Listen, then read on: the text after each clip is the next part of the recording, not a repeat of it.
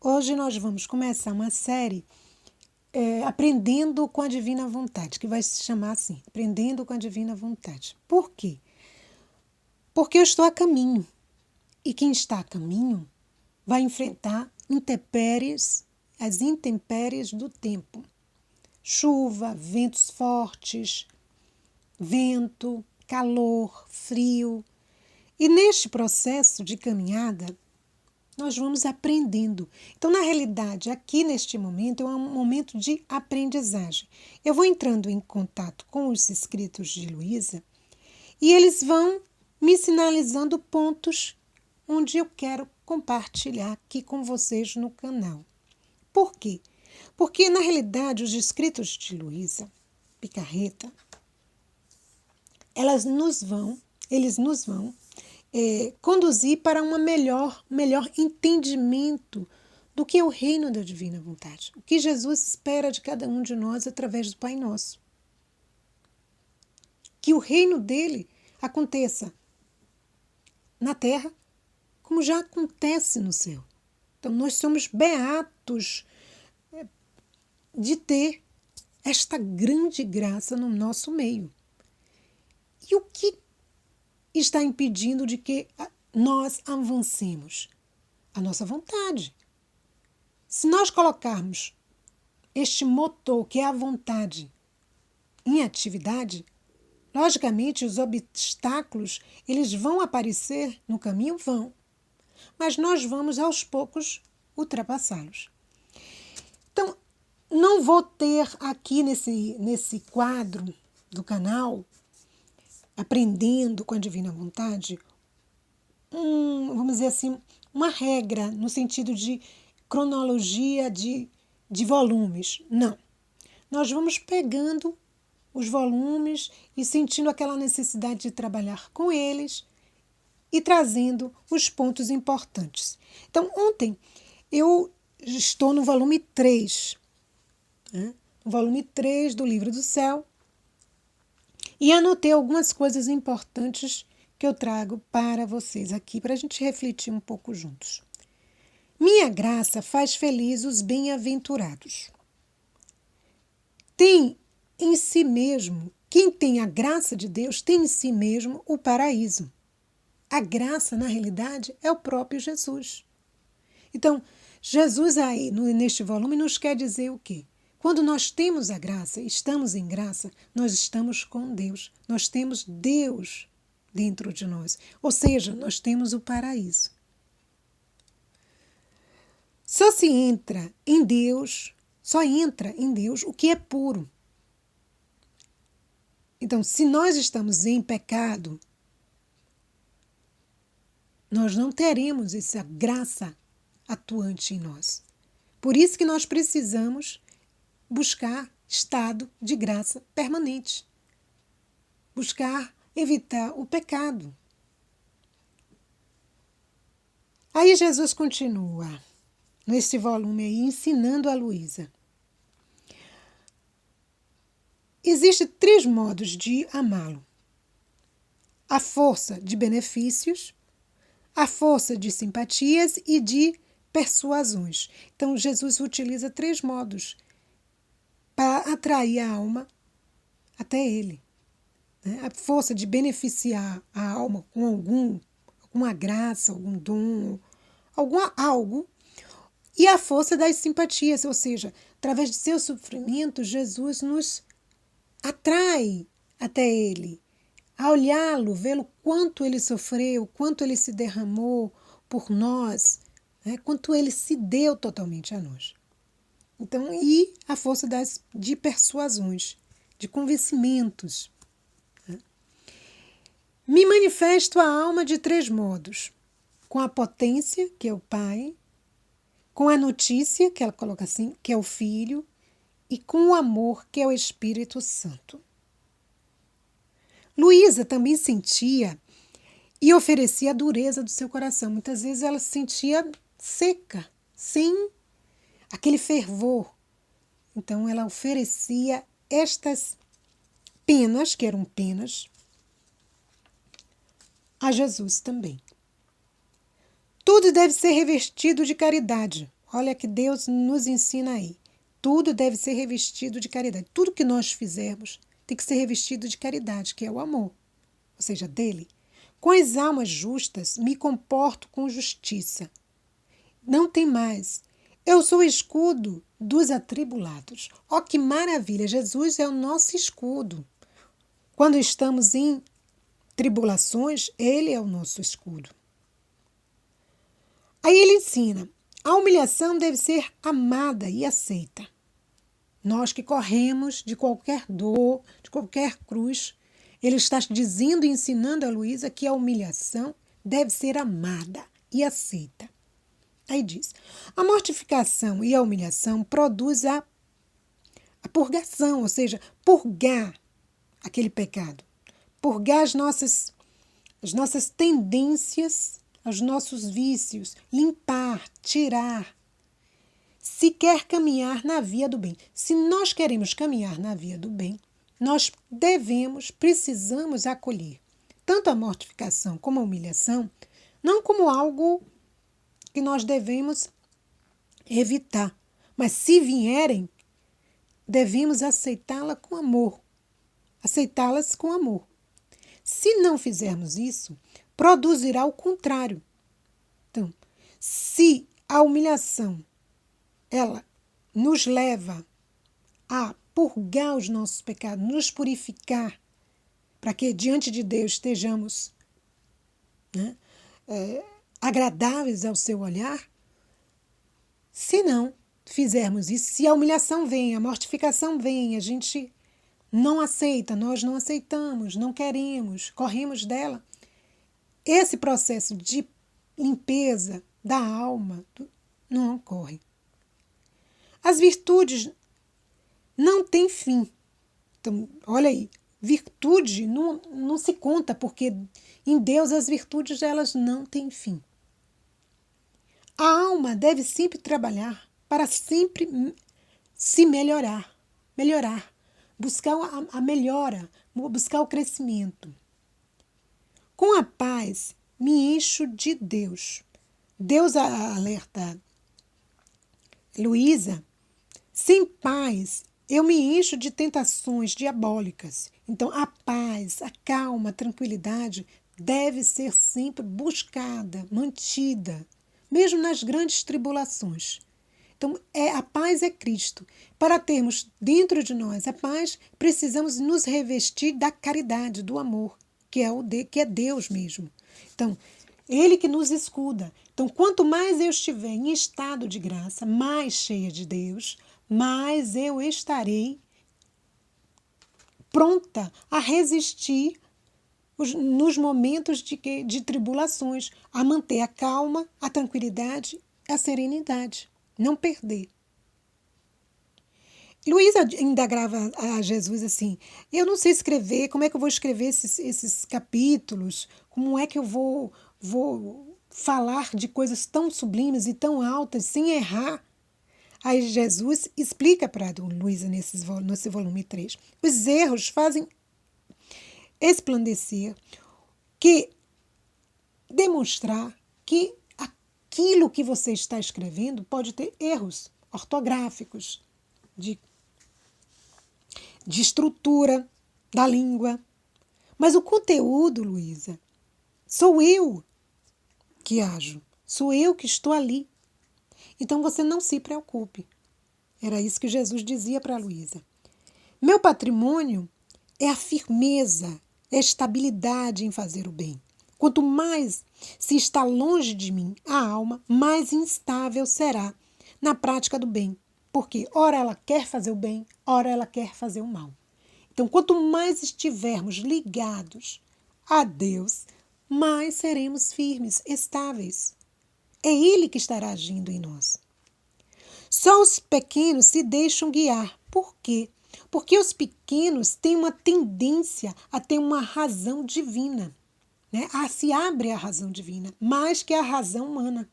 A razão humana, ela não é capaz de permitir que Deus haja nela, porque é muito racionalista, muito racional. Enquanto que a razão divina não deixa de ser racional, mais permite que Deus haja dentro da alma. Quem não se conhece a si mesmo já caminha na falsidade. Olha que coisa. Nós precisamos nos conhecer, conhecer nossas virtudes, nossos vícios, nossas misérias, nossas qualidades. Nós não temos nada a dar a Deus. O que nós temos a dar a Deus? Nada. Tudo de bom vem dele. Se temos alguma coisa boa, vem de Deus. Então, quanto mais eu me conheço, mais eu vou ser sincera comigo mesma e essa sinceridade vai se refletir para com Deus e para com os irmãos. Diante de minha humildade, Jesus está perguntando, diante de minha humildade, aonde está a tua humildade?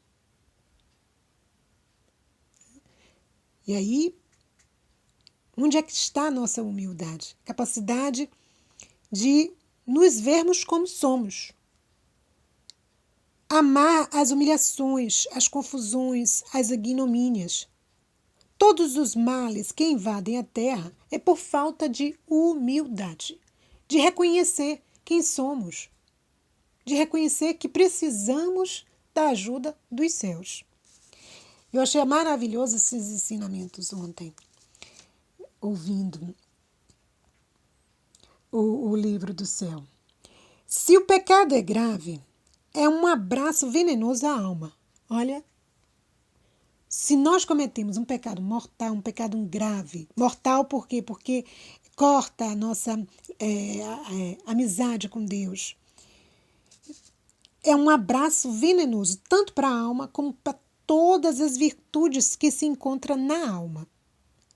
Se é venial, é um abraço que torna a alma enferma e com ela as virtudes que já adquiriu. Então, se o pecado é mortal, é um abraço venenoso. O que é que faz o veneno? O veneno mata. Se a pessoa não corre, não é muito rápida em dar um socorro, o veneno começa a penetrar e leva à morte. Só o pecado pode ferir e dar morte à alma. Só o pecado. Nenhuma outra coisa pode torná-la odiosa diante de Deus. Então, o pecado nos torna odiosos e dignos de justiça, né? Da justiça divina. Vim em cima e vim querendo castigar, querendo punir. Aí, Jesus ensina outra coisa, Luísa. O sacramento da confissão dá vida à alma e vigor às virtudes, enquanto que o pecado, né, nos fere a alma e dá morte à alma, o sacramento da confissão faz o inverso, dá vida e revigora as virtudes na alma. Mas isso segundo as disposições da alma. Então, quanto mais aberto nós formos, quanto mais humildes nós formos, mais a razão divina operará do que a razão humana. E aí nós teremos as disposições necessárias para acolher a graça de Deus, que é o próprio Deus em nós. Unir. Aí, numa outra passagem, Luísa une suas orações às orações de Nossa Senhora e oferece essas orações a Jesus para que elas sejam bem aceitas. Olha outro ensinamento. Tenhamos esta presteza de quando estivermos em oração, procurarmos fundir nossas orações às orações de Nossa Senhora para que essas orações possam ser agradáveis a Deus. A confiança tem 2 braços. Olha outro ensinamento aí. Um braço abraça a minha humanidade, a outra a minha divindade. Então, a alma que utiliza esta virtude, a virtude da confiança, ela vai utilizar esses 2 braços. Abraçar Jesus na sua humanidade e na sua divindade. E ao abraçar a alma que confia, Jesus, eu confio em vós, que é a hora da misericórdia, mostra o quê? Que ela segura, que ela consegue arrancar de Deus as graças que ela pede. Por quê? Porque a confiança é esse abraço. E ao abraçar, Jesus se sente, vamos dizer assim, envolvido totalmente por aquela alma e não tem como resistir aos seus clamores. Outra coisa que aprendi. Nenhuma oração que chega aos meus ouvidos e move o meu coração com paixão, ela precisa estar perfumada pelo aroma da humildade. Muitas vezes nós dizemos e pensamos: Jesus não atendeu, Deus não atendeu o meu pedido. Mas será que nossa oração foi perfumada pelo aroma da humildade? Muitas vezes fizemos uma oração que não era carregada de humildade, de verdade, de sinceridade, e não tinha uma boa intenção por trás. Tudo isso faz com que a oração ela não seja respondida como nós queremos. E isto se consegue se a criatura não chega a destruir o germe da honra. Se ela não consegue destruir o germe da honra, né, da vanglória, da autoestima, de um eu exacerbado, de uma autoestima exacerbada, a criatura não atinge a Deus. Não atinge as graças pedidas. É preciso se inclinar, se humilhar diante de Deus. Quem é Deus e quem é a criatura. Se ela não destrói esse eu altamente valorizado, se destruiu ao ser humilhada, se ela não destruiu esse eu ao ser humilhada, confundida, nossas orações não são atendidas. Então é preciso, como foi dito anteriormente, amar os momentos que vêm, aqueles momentos de correção, através de uma humilhação, de uma destruição, vamos dizer assim, de uma confusão. A gente esperava uma atitude, esperava uma graça, esperava uma situação, uma realidade de um jeito e veio totalmente de outra. Veio carregada de humilhações, de ignomínia, de ofensas. E a alma não consegue ver que ali Deus está trabalhando naquela alma, para que ela possa desenvolver essa virtude, que é a virtude da humildade. Ela, ao passar por esse processo de humilhação, de ser confundida, sentirá um vazio no seu coração, que lhe dará um desconforto, um fastídio, e lhe fará semelhante à minha santíssima humanidade. Se não chega a amar as humilhações, se conhecerá pouco. Então, a alma que não chega a amar as humilhações, não é procurar as humilhações, mas quando elas vêm, perceber que essas humilhações vêm não contra nós, mas para nos beneficiar, porque quem vive na divina vontade, tudo concorre para o bem daqueles que vivem na divina vontade, que é a vontade de Deus. Se conhecerá pouco. Então, Deus diz o quê? Que é preciso que a gente se conheça. Uma autoanálise, uma autocrítica de nós mesmos. Então, uma alma que aceita poucas humilhações, ela vai se conhecer pouco. E, portanto, ela vai resplandecer diante de Deus pouco. Não resplandecerá, ou seja, não resplandecerá. Ela vai se conhecer pouco. Só. Perde esta graça de resplandecer diante de Deus. E Deus espera que essa alma, quando ela passa por esse processo de humilhações, de ignomínias, de mortificações, que ela se revista da veste da humildade.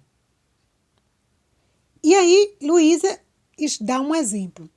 Um pobre que fala sinceramente de sua pobreza, que revela aos outros a sua situação, mostra como está, que precisa de ajuda, com certeza ele vai conseguir apoio, ajuda. As pessoas vão se comover, vão se dispor a ajudá-lo.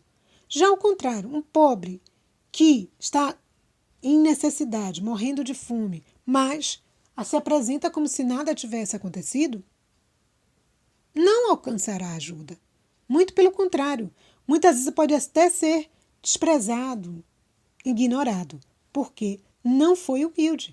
A humildade é a chave do céu, Luísa nos diz. A humildade é o sal que preserva a alma da corrupção. A humildade é o choro de todo o inferno. O inferno não suporta pessoas humildes, né? No inferno não tem pessoas humildes. No inferno tem pessoas orgulhosas. E aí, Luísa continua. Haja como se você fosse uma pessoa rica. Uma pessoa rica que se faz de pobre. Porque ela cheia de virtudes, cheia de graças, ela se humilha. Ela aceita as humilhações com alegria, com agradecimento. Por quê? Porque ela sabe que as humilhações vão fazer com que ela resplandeça diante de Deus, né? De maneira a agradar os seus olhos. E, para finalizar, ela diz assim: tudo na alma deve estar ordenado. Tudo na alma deve estar ordenado. Então, uma alma é como se, ela dá o exemplo de um edifício cheio de apartamentos.